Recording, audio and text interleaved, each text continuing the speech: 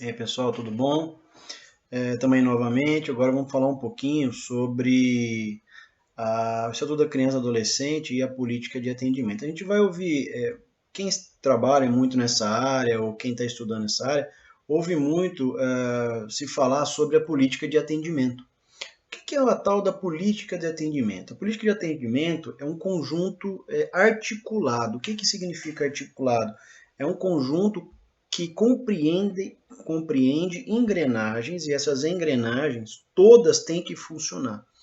Essa é a grande dificuldade hoje de se fazer a efetivação dos direitos da criança e adolescente em termos de Estatuto da Criança e Adolescente. Então a gente vai ouvir muito, muito, muito, e as pessoas muito falam nas ruas, infelizmente muitos políticos que desconhecem o Estatuto da Criança e Adolescente falam que o Estatuto precisa ser reformado porque ele não funciona, até hoje ele não funciona e etc.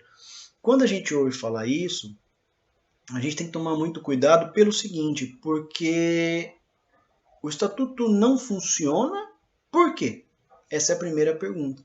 Justamente porque o Estatuto da Criança e do Adolescente compreende um conjunto articulado entre ações e programas governamentais, vejam que a atuação governamental é essencial, e não governamentais, em prol da proteção integral. Lembre que eu já falei na aula passada o que é a proteção integral dos direitos, né, da criança e do adolescente que esteja em situação de risco ou em conflito com a lei.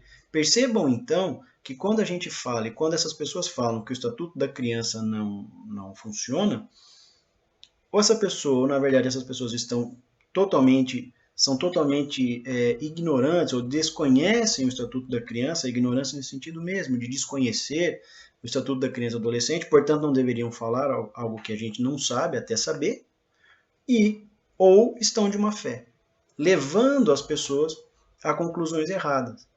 O estatuto não é que o estatuto não funciona. O estatuto da criança e adolescente, é importante a gente dizer aqui, eu sempre enfatizo isso nas minhas palestras, nas minhas aulas como professor, o estatuto da criança e do adolescente, ele é um dos documentos mais importantes e modernos que o Brasil criou nos últimos tempos, juntamente com outros como o Código do Consumidor.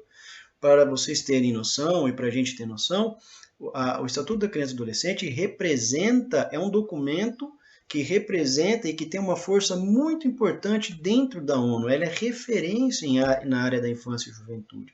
Então, todos os documentos, ou seja, todos os projetos que são ligados à reforma do direito do Estatuto da Criança e do Adolescente, desculpem, melhor dizendo, nós temos que viver com muito cuidado. Nós temos hoje, uma hora nós podemos, eu já falei sobre isso também aqui no YouTube, né, nas nossas aulas, sobre a redução da menoridade ou da maioridade penal. Quando a gente fala em redução da maioridade penal, isso não implica só numa questão de se votar ou não a redução da maioridade, mas outros elementos, inclusive o retrocesso ao próprio direito da infância e juventude no Brasil, que é um documento referência.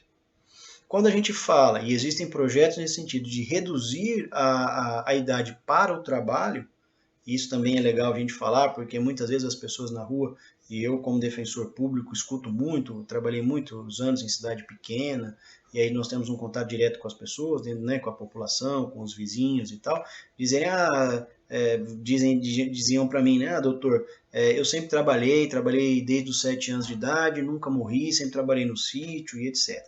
E eu costumo colocar para essas pessoas e explicar para essas pessoas que são pessoas de boa fé e que muitas vezes são levadas a erro, né, achando que a questão da violência está ligada porque as crianças não trabalham e os adolescentes não, entre aspas, né, a gente fala que criança e adolescente não trabalha, não podem trabalhar, de que os momentos hoje são outros, né? Eu costumo brincar com eles e dizer para eles o seguinte, olha, na época que o senhor era jovem, quando alguém se formava em direito, por exemplo, o que ele era?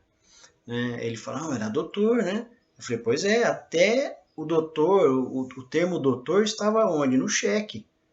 Ele falou, é verdade, só que hoje nem cheque existe mais.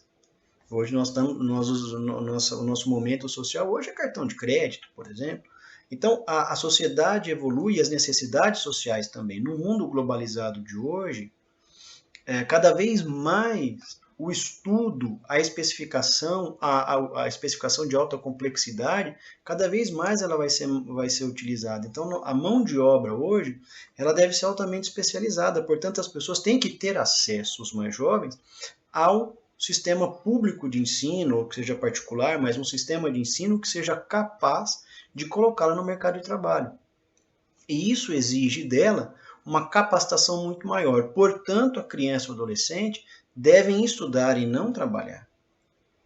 Isso é muito importante a gente colocar. Então, existem projetos para reduzir a idade, né, que é uma discussão que a gente pode fazer num outro momento. Então, a política de atendimento, vejam, ela compreende esse conjunto articulado de ações governamentais e não governamentais. Portanto, a ação governamental e as políticas públicas na infância são essenciais para que o Estatuto funcione. Isso é muito importante a gente falar.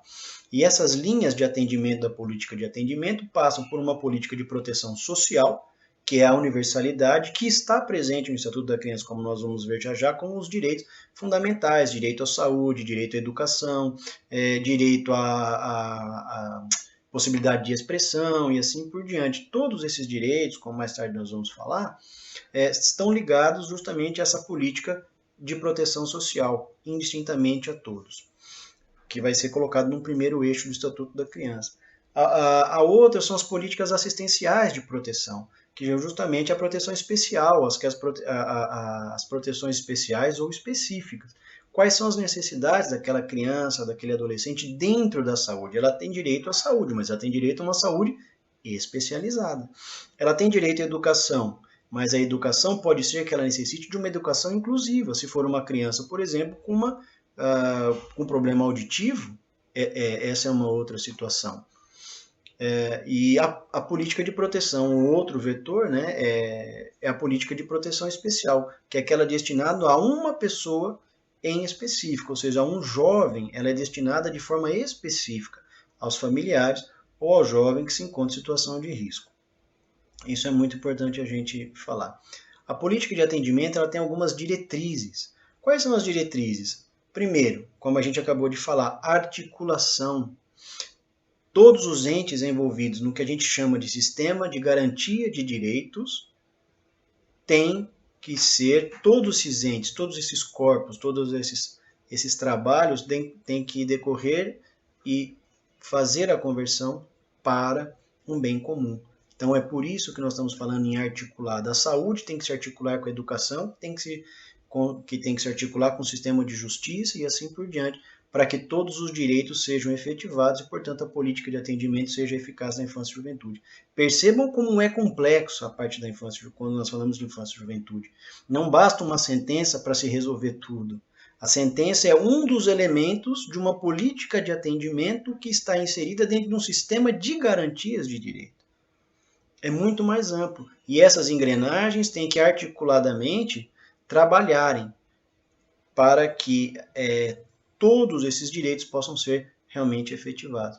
Então, essa é a primeira diretriz, a articulação. A segunda é a descentralização. Por isso que o Estatuto da Criança e do Adolescente traz expressamente a previsão, no artigo 208, da municipalização. Essa é a descentralização. Por fim, o Estatuto também fala, dentro da política de atendimento do próprio Estatuto, fala-se também, como uma das diretrizes, a participação. O que é isso? Todos, inclusive a população, deve participar ou estão de alguma forma, todos estão de alguma forma inseridos dentro do Estatuto da Criança e do Adolescente. Por exemplo, quando ele diz que é dever de todos, da família, da sociedade, proteger a criança, o adolescente, etc, etc, etc.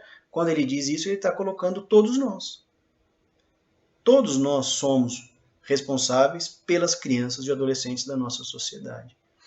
Mais uma situação que a gente pode colocar é a participação da população, por exemplo, formando os conselhos municipais, os conselhos estaduais, o Conselho Federal, não é? E mais ainda, os conselhos tutelares, por exemplo.